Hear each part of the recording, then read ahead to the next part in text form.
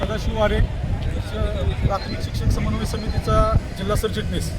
आज सांगली जिल्ह्यातील सर्व शिक्षक संघटना समन्वय समितीच्या वतीनं राज्यव्यापी धरणे आंदोलन या निमित्तानं सर्व शिक्षक संघटनांचे जिल्हा अध्यक्ष, जिल्हा पदाधिकारी, तालुका पदाधिकारी आणि कार्यकर्ते आज या ठिकाणी मोठ्या संख्येने उपस्थित आहेत। आज या धरणे आंदोलनाच्या माध्यमातून आम्ही सरकारकडे काही मागण्यांचं निवेदन दिलेलं आहे। माननीय जिल्हाधिकारी साहेब यांच्या माध्यमातून हे निवेदन आज आमच्या समन्वय समितीच्या शिष्टमंडळाच्या वतीने देण्यात आलेलं आहे।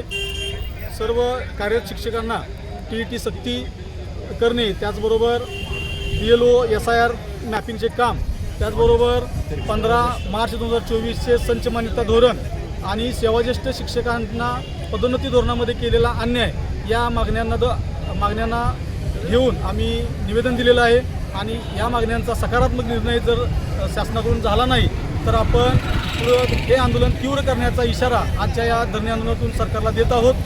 तर यावर लवकरच सकारात्मक निर्णय व्हावा ही आमच्या शिक्षण समन्वय समितीच्या वतीनं विनंती करतो। शिक्षक समन्वय समितीचा जय हो, शिक्षक एकजुटीचा जय हो।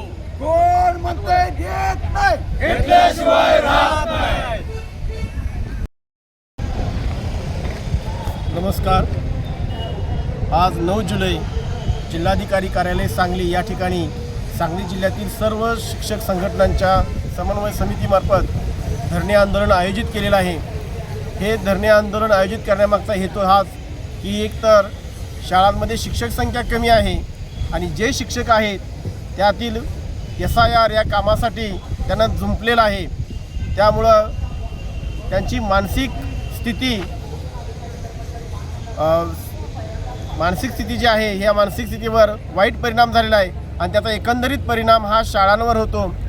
या जिल्हा परिषद शाळांमध्ये येणारी जी मुलं आहेत ही गोरगरिबाची मुलं आहेत आणि त्यांच्या शिक्षणावर, त्या मुलांच्या शिक्षणावर जो प्रतिकूल परिणाम होतोय हे कुठंतरी शासनानं थांबवावं, याकडं शासनानं काळजीपूर्वक लक्ष द्यावं, यासाठी हे धरणे आंदोलन आयोजित केलेलं आहे।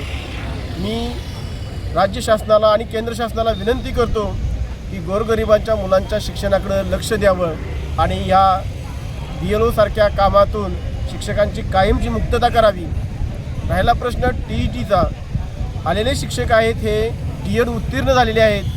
D.EDची परीक्षा ही महाराष्ट्र राज्य परीक्षा परिषद यांच्यामार्फत घेतली जात होती। आता प्रश्न असा निर्माण झाला की ते परीक्षा घेतली होती ती योग्य नव्हती का? त्या परीक्षेच्या माध्यमातून जे D.ED उत्तीर्ण झालेले आहेत त्या परीक्षेच्या विश्वासार्हतेवर प्रश्न निर्माण होतोय का काय? मग अचानकच TET का, हा एक प्रश्न निर्माण होतोय। आणि शासनानं RT ॲक्ट यायच्या अगोदर सर्वांसाठीच TET लागू होईल असं कोणत्याही प्रकारचं त्या शिक्षकांना कळवलेलं नव्हतं। त्यामुळे शासनानं पुन्हा एकदा विचार करावा आणि TET या जी परीक्षा आहे ही परीक्षा रद्द करावी अशी आम्ही राज्य शासनाला आणि केंद्र शासनाला विनंती करत आहे। त्याचबरोबर मुलांच्या शिक्षणावर प्रतिकूल कोणत्याही प्रकारचा परिणाम होणार नाही याकडं काळजीपूर्वक लक्ष द्यावं आणि शिक्षकांना तणावविरहित राहण्यासाठी जास्तीत जास्त प्रयत्न करावं अशी मी विनंती करतो। जय हिंद, जय महाराष्ट्र। आज महाराष्ट्रामध्ये सर्व जिल्ह्याच्या जिल्हाधिकारी कार्यालयावरती सर्व शिक्षक संघटनेच्या वतीनं मोर्चा आणि आंदोलनाचा निर्णय घेतलेला आहे। सर्व शिक्षक बंधू भगिनी या ठिकाणी उपस्थित आहेत। सरकार जे आहे, जे अन्यायकारक धोरणे घेते, त्याचबरोबर निर्णय घेते, त्याच्या विरोधात हे आंदोलन आहे। तर या संदर्भात TETचा मुद्दा, आज TETच्या मुद्द्यामुळं शिक्षकांची झोप उडालेली आहे।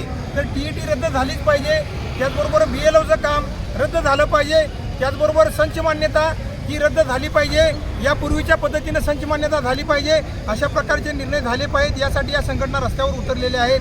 तर या सर्व संघटनेच्या वतीनं राज्य सरकारला, केंद्र सरकारला विनंती आहे की हे सर्व निर्णय अन्यायकारक धोरण आहे ते रद्द करावं आणि सर्व शिक्षकांना न्याय द्यावा आणि त्याचबरोबर गोरगरिबांच्या मुलांचं शिक्षण वाचवावं, अशा प्रकारची मी विनंती केंद्र सरकारने आणि राज्य सरकारला करतो आणि आमच्या सर्व शिक्षक बंधू भगिनींना न्याय द्यावा आणि हे जे आंदोलन आम्हाला करावं लागतंय ते थांबवावं, अशा प्रकारची मी आपल्या सर्व शिक्षक बांधवांच्या वतीनं विनंती करतो।